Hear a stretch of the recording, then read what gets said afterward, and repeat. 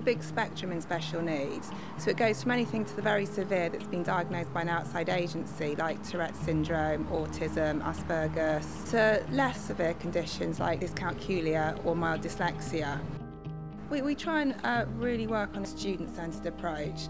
So once we have a diagnosis, we try and sit around with the student and with as many professionals as we could so that we can really put something in place for students that meets their needs. The students who maybe have fallen behind perhaps in primary school or through an illness or just through not understanding. The school has got a very strong pastoral system which believes in listening to the voice of the student. So in line with that, we do a lot of student voice, which seeks to listen to students, ask what they like, ask for improvements.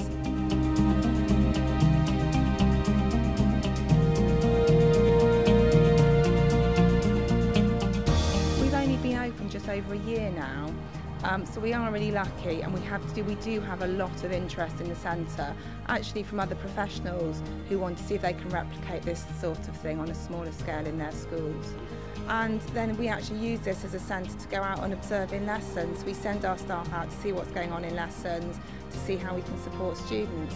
And that's very much supported by leadership. That's very much what leadership do to quality control, teaching and learning across the schools. We very much fit into that structure.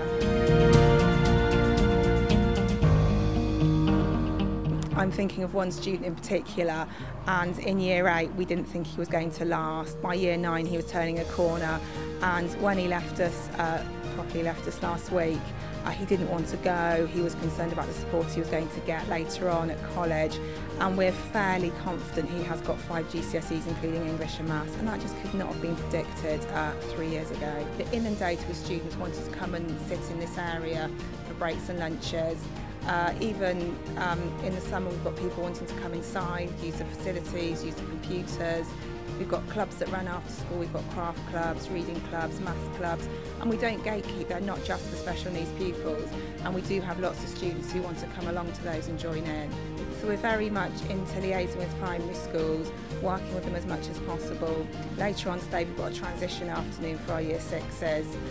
On Thursday I'm going to a primary school to meet about a year 5 students. The fact we've got this centre means we do have a lot of interest, and we do try and start working with primaries as early as possible. So what I would like to get over the next 2 or 3 years is a really highly skilled workforce, so that whenever a student comes to us we can meet that need.